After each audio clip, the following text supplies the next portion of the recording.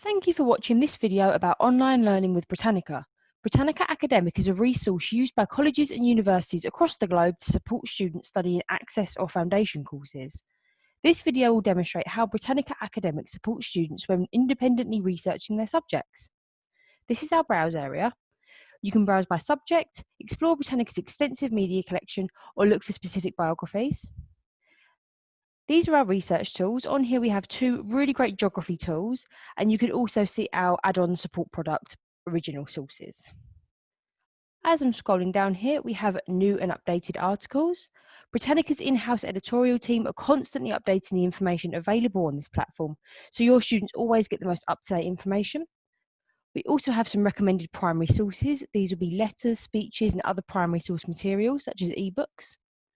Scrolling down now, we have news from the New York Times as well as the BBC News, so your students really do get a comprehensive view of global affairs. And finally, you can see Britannica's contributors. So Britannica's contributors include scholars, experts in their field, Nobel laureates, and world leaders. And you can see a few there as well.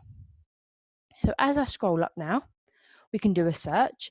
You can do a simple search in the box, or you can also use Britannica's advanced search, which gives you 5 options to narrow down your search terms and really get that precise information that you need. So I'm just going to do a simple search now.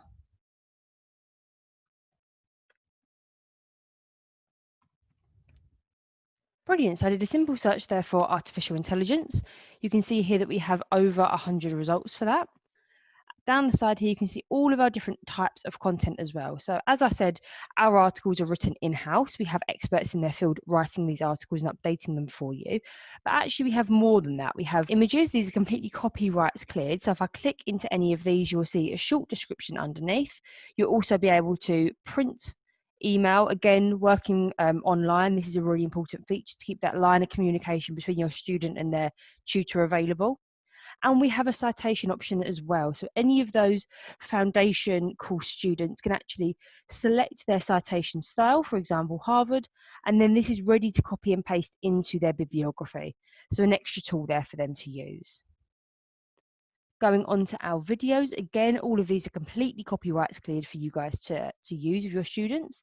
If I click into this overview, you can see that where the narration happens, we also have a lovely transcript. So any of your students using videos in their coursework can simply copy and paste this quote and use it in their article or their essay.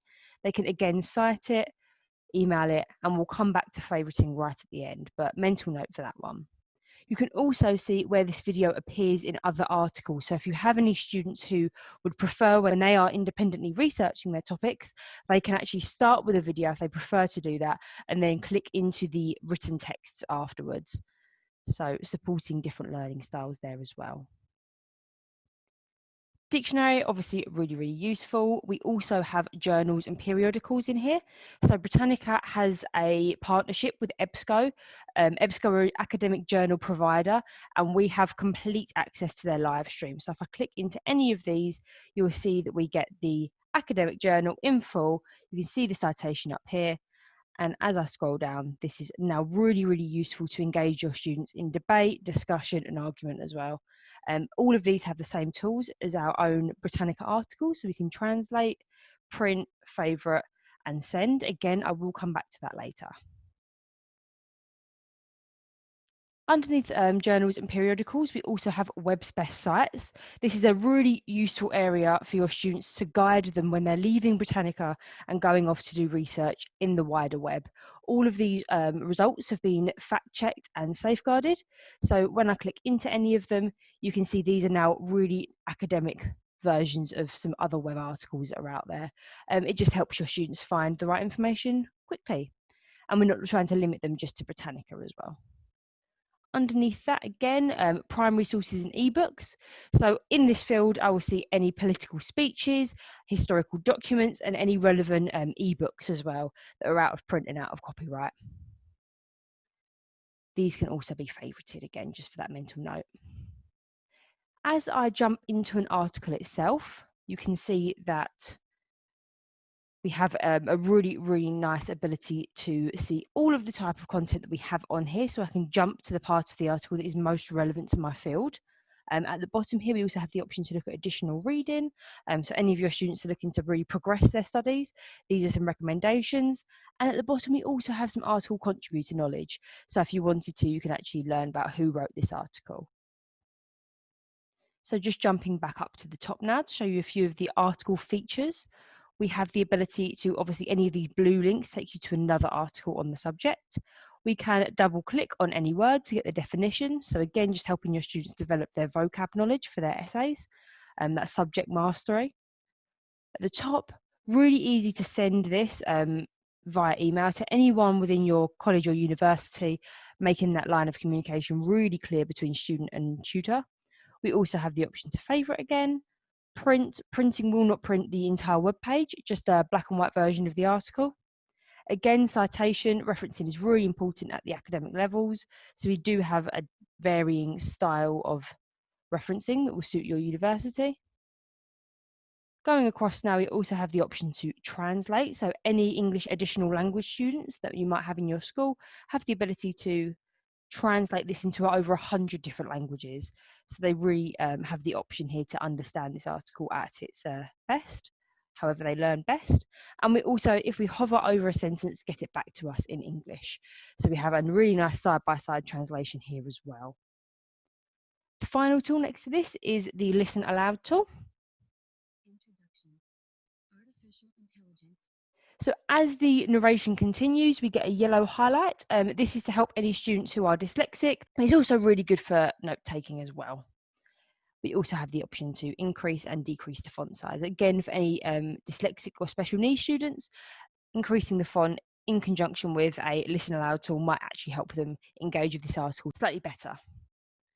Going along, next to the article tab, we have images and videos. So we can see any of the media types within this article, any videos or any images. Next to this, we have a related tab. Again, for any of your students doing independent research, learning about their subject field, we have recommended articles, web's best sites, and primary sources as well, so they can continue their research. And next to this, we have article history, so you can see what has been added to this article. For example, we added a photo of Alan Turing in 2018. That might be point of discussion in their articles or in their essays, depending on what that might be about. Excellent. So I'm just going to jump into this sign into my research tool. This relates to the option in the article stage that says, please sign in. So if I click into favorite, it will ask me to log in. You've noticed it hasn't asked me to log in at all otherwise. This is because this is an optional area. If your students want to, they can create a My Research area by simply going into this create an account, giving themselves a username and a password.